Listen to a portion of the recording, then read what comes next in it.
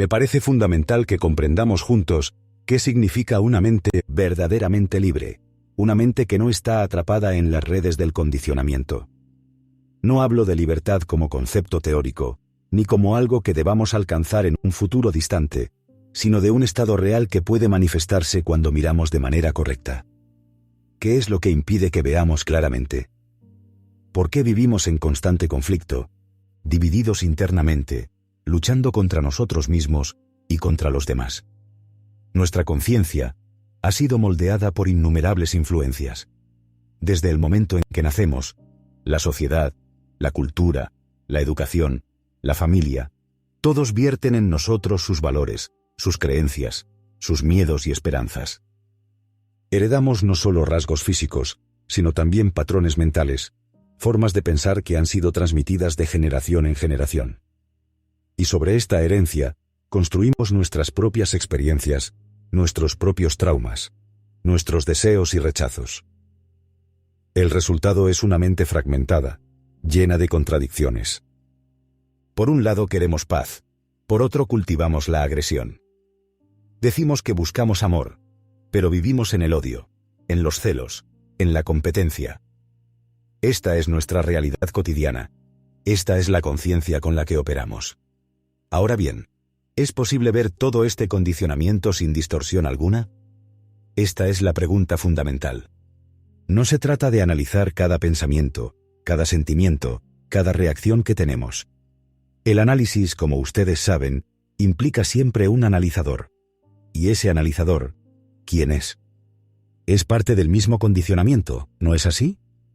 Está limitado por su propia educación, sus propias experiencias, sus propios prejuicios. Entonces, cuando analiza, ve a través de su propio filtro distorsionado.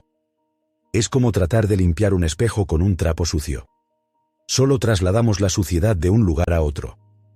Podemos entonces mirarnos de manera total, sin pasar por el largo y tedioso proceso del análisis. Me pregunto si se dan cuenta de la importancia de esta pregunta. No es una cuestión meramente filosófica o académica. Tiene que ver directamente con nuestra vida diaria, con nuestro sufrimiento, con la posibilidad real de cambio. Porque si seguimos atrapados en el mismo patrón de análisis, de introspección, de autoevaluación, nunca saldremos del círculo vicioso.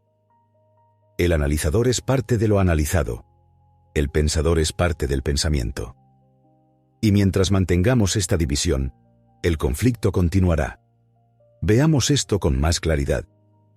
Los seres humanos hemos creado sistemas filosóficos, religiones, métodos psicológicos, todos prometiendo liberarnos de nuestra confusión interna. Sin embargo, ¿nos han liberado realmente? Después de miles de años de civilización, de refinamiento cultural, de desarrollo tecnológico, seguimos siendo básicamente los mismos. Seguimos siendo violentos, temerosos, solitarios, desesperados. Nos aferramos a nuestras nacionalidades, a nuestras creencias religiosas, a nuestras ideologías políticas, y todo esto nos divide cada vez más. Construimos muros no solo físicos, sino también psicológicos. Y luego nos preguntamos por qué no hay paz en el mundo. La pregunta es, ¿puede la mente liberarse por completo de todo este condicionamiento? Y cuando digo por completo, quiero decir realmente por completo, no parcialmente. No se trata de reemplazar un condicionamiento por otro, de cambiar de una creencia a otra, de una ideología a otra. Eso no es libertad, es simplemente cambiar de prisión. La libertad implica algo radicalmente diferente. Significa estar fuera de toda la estructura del condicionamiento mismo, no meramente modificándola o decorándola de manera distinta. ¿Entienden la profundidad de lo que estamos explorando juntos? No busco que acepten mis palabras como si fueran una nueva autoridad, un nuevo sistema que deben seguir. Si lo hacen, entonces simplemente están reemplazando una autoridad vieja por una nueva, y eso no tiene ningún valor. Lo que importa es que cada uno de ustedes vea por sí mismo la verdad de esto, que lo descubra directamente, no a través de mí ni de ningún otro. Entonces, ¿cómo nos damos cuenta de nuestro condicionamiento? Esta es la cuestión crucial. Cuando digo, me doy cuenta de que estoy condicionado, ¿qué significa realmente? ¿Hay una separación entre quien se da cuenta y aquello de lo cual se da cuenta? Por favor, sigan esto con mucha atención, porque aquí es donde generalmente nos perdemos. Cuando observo mi ira, mi miedo, mi codicia, ¿quién es el que observa? ¿Hay un observador separado de lo observado? La mayoría de nosotros asumimos que sí, que hay un yo que observa sus propios pensamientos y emociones como si fueran objetos externos. Pero, ¿es esto realmente así? Consideremos un ejemplo concreto. Siento envidia porque mi vecino tiene un automóvil nuevo y yo no. Surge este sentimiento desagradable, esta sensación de carencia, de comparación, de resentimiento. Ahora, cuando me doy cuenta de esta envidia, ¿quién es el que se da cuenta? Hay una tendencia a decir, yo estoy consciente de mi envidia. Pero miren esto más de cerca. ¿No es acaso que el yo que supuestamente observa la envidia es el mismo producto del mismo condicionamiento que genera la envidia? Este yo, esta entidad que se cree separada, ¿no es también parte del mismo movimiento del pensamiento? Cuando hay división entre el observador y lo observado, inevitablemente hay conflicto. El observador dice, no debo ser envidioso, la envidia es mala, tengo que superarla. Y así comienza la lucha, el esfuerzo por cambiar, por mejorar, por transformarse. Pero todo este esfuerzo está basado en la división, en la separación, y por lo tanto solo genera más conflicto, más confusión. Es como si la mano derecha peleara con la mano izquierda. Ambas son parte del mismo cuerpo, pero actúan como si fueran enemigas. ¿Qué sucedería si pudiéramos mirar sin esta división? ¿Qué pasaría si, al surgir la envidia, simplemente la viéramos sin el observador que juzga, que condena, que trata de cambiarla? Esto requiere una atención completamente diferente, una atención en la cual no hay centro desde el cual se observa. En ese estado de atención, el observador es lo observado. No son dos cosas separadas. Son un solo movimiento, una sola realidad. Ahora, esto puede sonar abstracto, pero no lo es en absoluto. Es increíblemente práctico. Cuando el observador es lo observado, cuando no hay división, el conflicto cesa. Y cuando el conflicto cesa, hay una energía tremenda disponible. Toda la energía que gastábamos en la lucha interna, en la represión, en la justificación, en el control, esa energía ahora está completamente disponible. Y con esa energía viene una percepción, un insight, que transforma por completo la cosa observada. Permítanme explicarlo de otra manera. Ustedes conocen el sentimiento de la ira, ¿verdad? Todos lo hemos experimentado. Alguien dice algo que nos ofende, y surge la ira. Ahora, el enfoque tradicional es decir, no debo enojarme, la ira es destructiva, tengo que controlarla. Y así comienza todo el proceso de represión o de análisis. Tratamos de encontrar la causa de la ira, de comprenderla intelectualmente, de desarrollar técnicas para manejarla. Pero todo esto implica división. Implica un yo que está luchando contra la ira. ¿Qué pasa, en cambio, si cuando surge la ira, simplemente estamos con ella sin ningún movimiento de escape, sin ningún juicio, sin tratar de cambiarla o suprimirla? En ese momento de atención total, en que no hay observador separado de la ira misma se revela en su totalidad. Vemos que la ira no es algo separado de nosotros, no es algo que tenemos.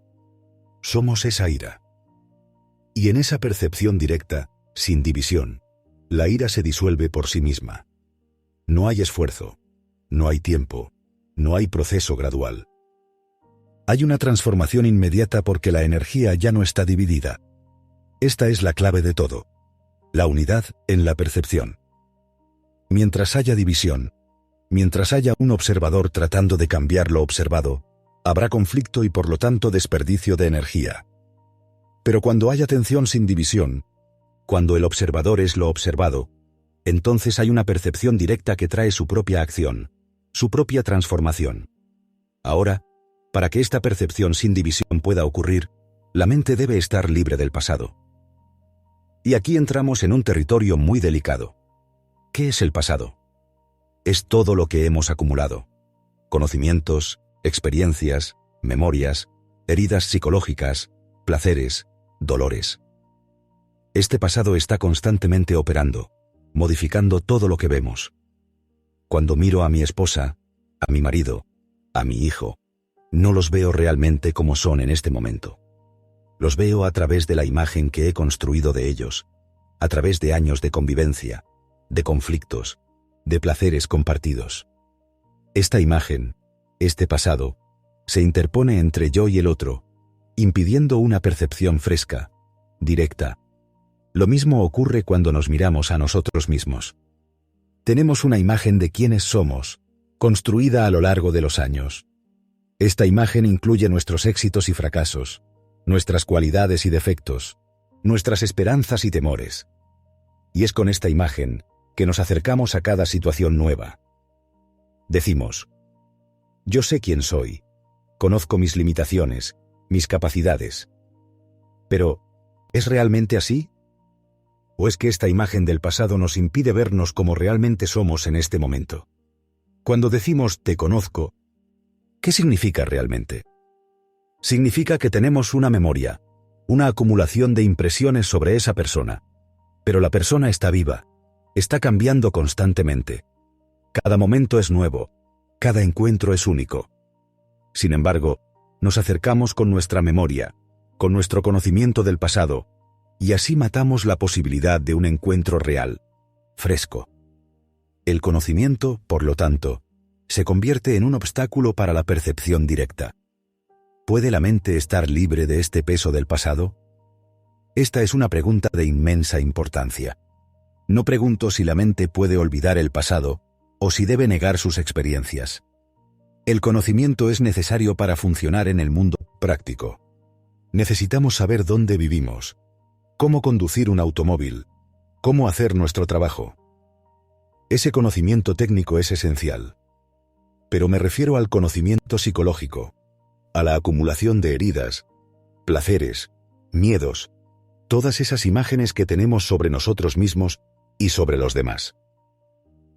¿Puede la mente estar libre de eso cuando se trata de observar, de relacionarse? Para responder a esta pregunta, primero tenemos que entender qué significa libertad. Generalmente pensamos en la libertad como estar libre de algo. Estoy libre de mi trabajo porque es fin de semana. Estoy libre de mis padres porque me he mudado de casa.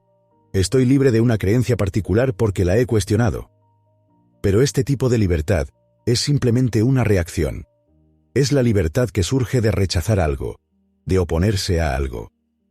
Y esta libertad no es verdadera libertad, porque está definida por aquello de lo cual tratamos de escapar. Es una libertad negativa, no positiva. La verdadera libertad es algo completamente diferente. No es la libertad de algo, sino libertad en sí misma. Un estado de ser en el cual no hay conflicto, no hay división, no hay esfuerzo.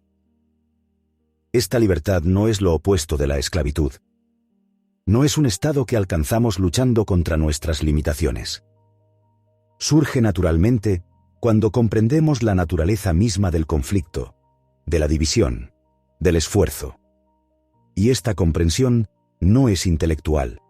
No es una conclusión a la que llegamos mediante el razonamiento. Es una percepción directa, un ver inmediato que transforma toda nuestra manera de ser. En esta libertad hay amor. Y el amor no es algo que podamos cultivar o practicar. No es una técnica que aprendemos o un estado que alcanzamos mediante el esfuerzo. El amor no es lo opuesto del odio, así como la libertad no es lo opuesto de la esclavitud. Cuando luchamos contra el odio tratando de desarrollar amor, solo creamos un conflicto mayor. Lo que llamamos amor entonces es simplemente el resultado de nuestro esfuerzo, de nuestro control, y eso no es amor en absoluto. El amor solo puede ser cuando hay libertad, cuando no hay división, cuando el observador es lo observado. Pero volvamos a la cuestión práctica. ¿Cómo observamos? ¿Cómo miramos sin el peso del pasado, sin la división entre observador y observado? Les sugiero que lo intenten ahora mismo, mientras están aquí sentados. Miren un árbol, una flor, o simplemente observen su propia respiración. Pueden mirar sin nombrar, sin comparar, sin evaluar. En el momento en que dicen, eso es un roble, o qué hermosa flor, ya han introducido el conocimiento, el pasado, y por lo tanto han creado una distancia entre ustedes y lo que están observando.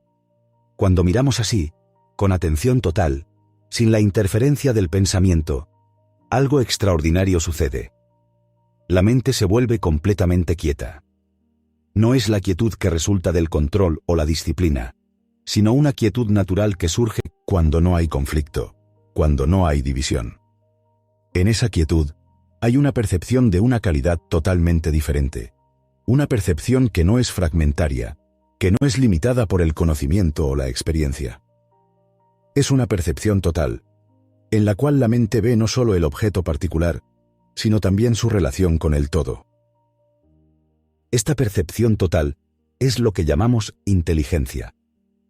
No es la inteligencia que medimos con pruebas o exámenes, no es la capacidad de acumular conocimientos o de resolver problemas técnicos. Es una inteligencia que surge cuando la mente está por completo libre del conflicto, de la división, del esfuerzo. Es la inteligencia del amor, de la compasión, que ve la totalidad de la vida sin fragmentación. Ahora, ustedes pueden preguntar, ¿por qué es tan importante todo esto? ¿Qué diferencia hace en nuestra vida diaria? La diferencia es fundamental.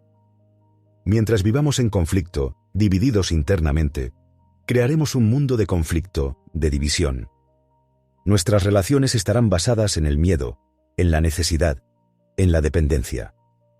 Nuestras sociedades reflejarán esta fragmentación interna, nacionalismos, religiones organizadas, ideologías políticas, todas creando más separación, más conflicto, más sufrimiento. Si queremos un mundo diferente, no podemos simplemente cambiar las estructuras externas. Podemos cambiar de gobierno, de sistema económico, de leyes, pero mientras la mente humana permanezca fragmentada, condicionada, en conflicto, los problemas continuarán. La verdadera revolución debe ocurrir en la conciencia misma. Y esta revolución no puede ser planificada, no puede ser organizada o dirigida por algún líder o sistema. Surge naturalmente cuando hay percepción directa de la verdad, cuando vemos por nosotros mismos, sin la mediación de ninguna autoridad externa. Esta percepción no viene con el tiempo. No es algo que alcanzamos gradualmente mediante la práctica o el esfuerzo. O vemos o no vemos. Y cuando vemos, la transformación es inmediata.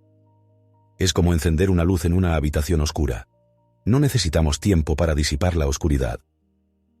La luz misma es suficiente. Me pregunto si están siguiendo todo esto, no intelectualmente, no meramente como una serie de ideas interesantes, sino viendo realmente la verdad de ello. Porque si solo están acumulando información, memorizando conceptos, entonces nos estamos comunicando en niveles muy superficiales. La verdadera comunicación ocurre cuando hay una percepción compartida, cuando juntos vemos la misma verdad, no porque yo la esté explicando y ustedes la estén entendiendo, sino porque todos estamos mirando en la misma dirección, con la misma intensidad, con la misma pasión por descubrir. Y esta intensidad, esta pasión, es esencial. Sin ella, nuestro diálogo se convierte en un mero ejercicio intelectual, en un entretenimiento filosófico que no tiene ningún impacto real en nuestras vidas. Pero si hay esa intensidad, ese deseo ardiente de comprender, entonces la mente se vuelve extraordinariamente aguda, sensible, capaz de percibir cosas que normalmente pasan desapercibidas. Consideremos nuevamente la cuestión de la atención. La atención no es concentración. En la concentración hay esfuerzo. Hay un centro que trata de enfocarse en algo, excluyendo todo lo demás. Y donde hay esfuerzo, hay resistencia. Y donde hay resistencia, hay conflicto. La atención verdadera no tiene centro. No hay un yo que está atento. Hay simplemente atención, una conciencia total en la cual todo está incluido, nada es excluido. En este estado de atención, la mente no está buscando nada, no está tratando de alcanzar ningún estado particular, no está evitando nada. Simplemente está presente, completamente viva, sin el peso del pasado ni la proyección del futuro. Y en esa presencia total hay una inmensa energía, Una energía que no es resultado del esfuerzo o la disciplina, sino que surge naturalmente cuando la mente está unificada, cuando no hay fragmentación. Esta energía es creativa, no en el sentido de producir algo, de escribir un libro o pintar un cuadro, sino en el sentido de que es capaz de percibir lo nuevo, lo desconocido. La mayoría de nosotros vivimos en el campo de lo conocido, de lo familiar. Nos movemos entre el pasado y el futuro, entre la memoria y la anticipación, y así nos perdemos el presente, que es la única realidad que existe. El presente no es un punto entre el pasado y el futuro. No es algo que fluye. El presente contiene todo el tiempo, todo el movimiento de la vida, cuando lo miramos sin la interferencia del pensamiento. ¿Pueden experimentar esto ahora mismo? No como un ejercicio o una técnica, sino simplemente estando aquí, completamente presentes, sin divagar hacia el pasado o el futuro. Cuando hay esta presencia total, la mente está extraordinariamente quieta, y sin embargo tremendamente activa. Es una quietud que no es muerte, que no es insensibilidad, sino que es la fuente misma de toda acción verdadera. Y desde esta quietud, surge una acción que no está basada en la idea, en el ideal, en lo que debería ser. Es una acción que responde directamente a lo que es, sin la distorsión del pensamiento, sin el conflicto del deseo. Esta es la acción total, la acción de la inteligencia, que no crea más problemas, más conflictos, porque surge de la percepción completa, no de la fragmentación. Ahora, todo esto puede sonar muy noble, muy elevado, pero la pregunta es, ¿cómo lo aplicamos en nuestra vida diaria? ¿Cómo vivimos con esta comprensión en medio del ruido, de las presiones, de las demandas de la vida moderna? La respuesta es que no se trata de aplicar un principio o una técnica. No es como seguir una receta. Si intentan practicar lo que hemos hablado, entonces lo han convertido en un método. Y un método es mecánico. Está muerto. Lo que importa es que esta comprensión esté viva en ustedes, que sea parte de su ser mismo. Entonces, sea cual sea la situación que enfrenten, responderán desde esa comprensión, no desde un patrón memorizado. Y esa respuesta será siempre nueva, siempre fresca, porque no está condicionada por el pasado. Por ejemplo, si alguien les insulta y surge la ira, en lugar de inmediatamente reaccionar, o de reprimir la ira, o de analizarla, simplemente observen. Estén con esa ira sin ningún movimiento de escape. Vean cómo surge en el cuerpo, cómo se manifiesta en los pensamientos, cómo afecta su respiración. Y en esa observación total, sin el observador que juzga, la ira se revela por completo y se disuelve. No es que ustedes disuelvan la ira. La ira misma, al ser vista completamente, pierde su poder. O cuando sienten miedo, en lugar de tratar de superarlo, de analizarlo, o de justificarlo, simplemente quédense con él. Miren el miedo como mirarían un árbol o una flor, sin nombrarlo, sin compararlo con miedos pasados, sin proyectar consecuencias futuras. En esa observación pura, el miedo pierde su naturaleza opresiva. Pueden ver que el miedo es simplemente una reacción del pensamiento ante lo desconocido, ante lo incierto. Y cuando ven esto con claridad, el miedo ya no tiene el mismo impacto. Esto no significa que se vuelven insensibles o indiferentes. Al contrario, cuando no hay miedo, hay una sensibilidad inmensa, una apertura a la vida en toda su complejidad, su belleza y su dolor. Pero es un dolor sin resistencia, un dolor que no se convierte en sufrimiento. El sufrimiento surge cuando resistimos el dolor, cuando tratamos de escapar de él o cuando nos identificamos con él. Pero el dolor mismo, cuando es visto sin el observador, es parte del flujo de la vida y no deja cicatrices psicológicas. Me pregunto si están siguiendo todo esto no verbalmente, no intelectualmente, sino realmente sintiendo la verdad de ello en ustedes mismos. Porque de lo que estamos hablando no es de un ideal lejano o de un estado místico reservado para unos pocos privilegiados. Estamos hablando de algo inmensamente práctico, de una manera de vivir que está disponible para cualquiera que esté dispuesto a mirarse honestamente, sin miedo, sin la protección de las ilusiones. Y para mirar así se requiere humildad. No la humildad que se cultiva, que se practica, que es simplemente una forma sofisticada de orgullo, sino la humildad que surge naturalmente cuando vemos nuestra completa ignorancia. No importa cuánto sepamos, cuántos libros hayamos leído, cuántos títulos tengamos. En el fondo, no sabemos nada sobre nosotros mismos, sobre la vida, sobre la muerte. Y en el reconocimiento de esta ignorancia fundamental, hay un estado de apertura, de vulnerabilidad, que permite el aprendizaje verdadero. Este aprendizaje no es acumulación de información. No es convertirse en más y más conocedor. Es un movimiento continuo de descubrimiento en el cual la mente nunca se establece, nunca se fija en ninguna conclusión. Cada momento es nuevo, cada encuentro es una oportunidad para ver algo que nunca hemos visto antes. Y para ver lo nuevo, la mente debe estar libre de lo viejo, libre del peso del conocimiento, de la experiencia, del pasado. Entonces, amigos, cuando se vayan de aquí hoy, no se lleven mis palabras como si fueran una nueva filosofía, un nuevo sistema de creencias. No conviertan esto en otra carga, en otra serie de ideas que deben practicar o implementar. Más bien, vean si pueden vivir con esta pregunta. ¿Es posible mirar sin el observador, ver sin la división, actuar sin el conflicto? Vivan con esta pregunta, no tratando de encontrar una respuesta intelectual, sino permitiendo que la pregunta misma trabaje en ustedes, que los transforme. Y si hay esta investigación genuina, esta exploración real, entonces su vida misma se convertirá en meditación. No la meditación que se practica a ciertas horas del día, siguiendo cierta técnica o sistema, sino una meditación que es el flujo mismo de la vida, en la cual cada acción, cada pensamiento, cada sentimiento, es observado con atención total, sin juicio, sin elección. En esta meditación de la vida diaria, surge una religiosidad que nada tiene que ver con las religiones organizadas, con sus creencias, sus rituales, sus sacerdotes y sus templos. Es una religiosidad que es la percepción de lo sagrado en lo cotidiano, no en algún cielo lejano, sino aquí y ahora, en la belleza de un árbol, en la sonrisa de un niño, en la complejidad de nuestras relaciones.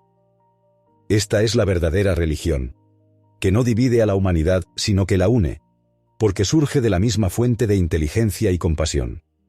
Entonces, cuando salgan de aquí, no como individuos aislados que han escuchado una charla interesante, sino como seres humanos que han visto algo fundamental sobre la naturaleza de la existencia, sobre la posibilidad real de vivir sin conflicto, sin miedo, sin la carga del pasado. Y si realmente han visto esto, entonces su misma presencia en el mundo será transformadora, no porque traten de cambiar a otros o de propagar alguna ideología, sino porque su vida misma será la expresión de esta verdad. El mundo está en una crisis tremenda. No solo una crisis económica o política, sino una crisis de conciencia.